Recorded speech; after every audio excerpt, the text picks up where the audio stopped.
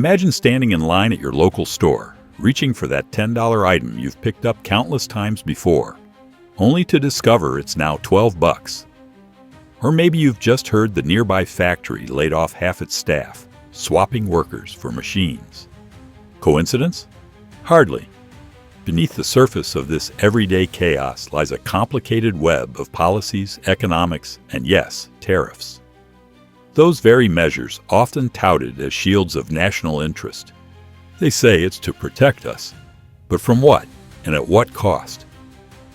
It's being called Liberation Day, a spectacle of speeches, flags billowing in the breeze, and an executive order carving the phrase reciprocal tariffs into our economic playbook, framed as if these import taxes are the silver bullet for American prosperity. And sure, if you're sitting comfortably in real estate or riding the automation boom, this probably feels like a toast-worthy moment. But for small business owners, the folks who form the backbone of our economy, this isn't a triumphant return to greatness. It's a slow, methodical tightening of the vice. Now don't get us wrong. We support strong borders, smarter immigration policies, and cutting wasteful government spending. But when policy choices start tipping into territory that hurts everyday Americans, we believe it's time to question. Not out of disloyalty, but out of duty. This isn't about cheering for one side like it's a football game. This is Team National. And in that game, average Americans are supposed to win, not get played.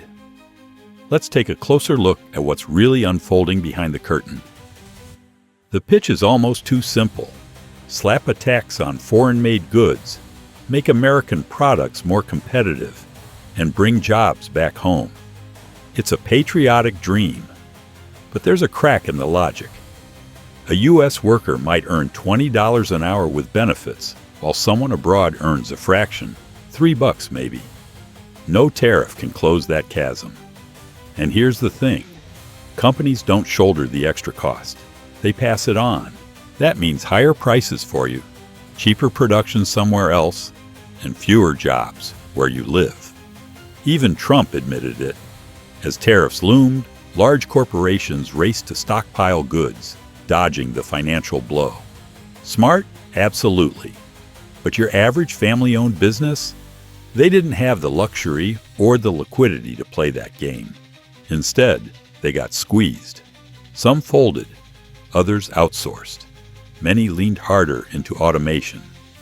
So ask yourself, are tariffs really saving American jobs? Or just shifting them to robots and other time zones while we foot the bill?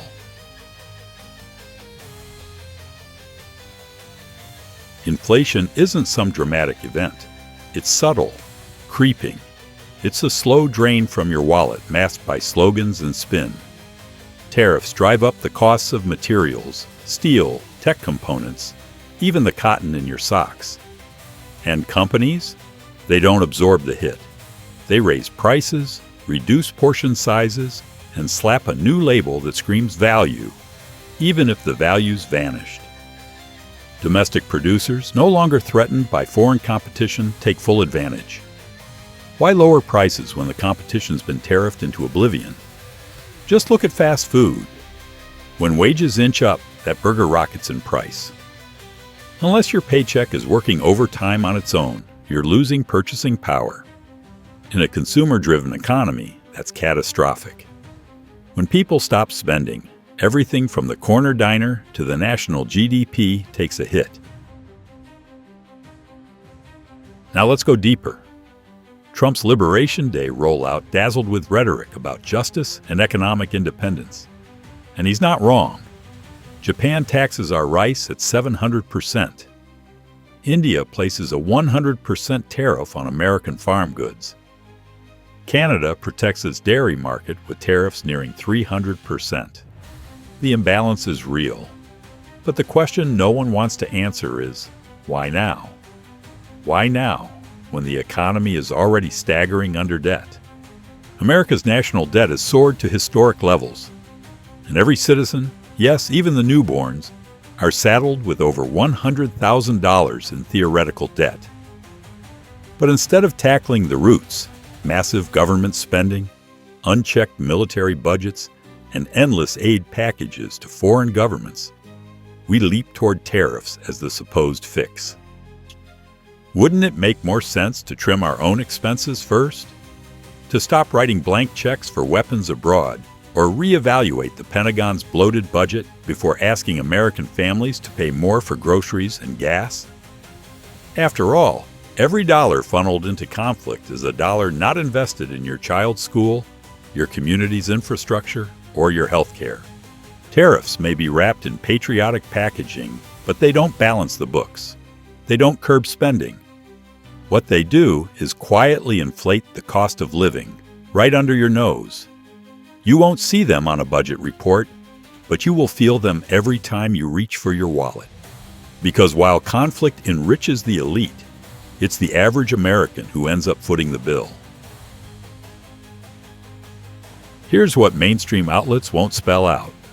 Tariffs don't exist in a vacuum. Other countries retaliate. They slap tariffs on our goods, tightening the noose on exports and rattling the supply chain. Everything becomes more expensive. Clothes, groceries, electronics.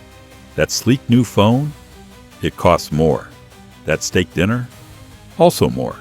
Trade deficits often remain unchanged. Tariffs strengthen the dollar, which sounds great, until our goods become too pricey for global buyers. Some economists whisper that this might be a backdoor strategy to reduce the national debt, devalue the dollar, let inflation rise, and effectively shrink what we owe. But the collateral damage? Your savings, your salary, your security. The nightmare scenario? Stagflation, a toxic cocktail of rising prices and a slowing economy. That's when the engine stalls while the gas tank leaks. When they tell you tariffs are there to protect you, consider this. Some shields are just bills waiting to be paid, and we're all splitting the tab. Now let's talk about the silent takeover. Automation. While the headlines screamed about job creation and industrial revival, the fine print told another story. Yes, factories are returning. Yes, billions are being invested. But in what? In whom? The answer isn't people. It's machines. Robots don't need lunch breaks. They don't form unions. They don't strike. The new plants sprouting across America aren't built for blue-collar workers. They're built for silicon-powered systems. Even as tariffs raise the cost of doing business, companies aren't choosing to hire. They're choosing to automate. Because once the machines are humming, they're unstoppable. So when you hear a politician promise jobs, ask yourself, are they promising paychecks or production lines without people? Let's pivot to something deceptively simple, your cereal box. Ever wonder why it contains ingredients banned in Europe? It's because it's cheaper to sell you subpar food than meet higher health standards. If companies are willing to gamble with your breakfast, what makes you think they'll protect your job in a downturn? This isn't just about cereal. It's about a pattern, a ruthless prioritization of profit over people. That for lease sign on the old plant isn't a coincidence. It's the ripple effect of an economy built to serve balance sheets, not communities. There's a reason it feels like those making the rules aren't living by them. They're crafting policy from glass towers and gated estates, far removed from the people feeling the consequences. Take the push to return to office. Is it about productivity? Or is it about keeping commercial landlords afloat? Trump's rallying cry for new factories and new jobs sounds noble, but the fine print points to high-tech, low-labor facilities, AI chip plants, not local assembly lines. When they say, and this is for the workers, ask, which ones? And let's not forget who's really footing the bill. Every time corporate taxes are slashed and billion-dollar conglomerates walk away without paying a cent, that missing revenue has to be made up somewhere. Fewer books in public schools, crumbling roads. These are the invisible taxes we pay when the rich are let off the hook. In the grand theater of policy and press conferences, Tariffs serve as the perfect distraction. They spark debates, headlines, hashtags. Meanwhile, the real solutions, antitrust laws, tax reform, incentives for ethical business, stay buried beneath the noise. Yes, billions are pouring in. Apple, Tesla, Meta. But investment does not equal benefit. These companies benefit. Shareholders benefit. But if you're waiting for the trickle down, bring a tent. You'll be waiting a while. Even Trump once said, "I know the system because I use it." And that's the heart of it. The system isn't broken. It's rigged, legally, structurally, and ruthlessly. And until that changes, all these tariffs are just smoke. So, are tariffs a shield or a sleight of hand? Are we being protected or played? The next time a politician waves a flag and says, "It's for your protection," check your pockets. Odds are you're already paying. Hit that like button if you're tired of the economic costume party. Drop your thoughts in the comments. We read everyone. And maybe, just maybe, together we can imagine a future that doesn't look like it was scripted by the Monopoly man. This is MystiQ Time, where we question everything, including the price of cereal. Some may call it crazy, we call it curiosity. Every breakthrough starts with someone questioning the unquestionable. What if we're wrong? What if we're right? Stay curious, stay bold, and never stop questioning, because that's how progress begins. Don't forget to like, subscribe, and join us next time on MystiQ Time.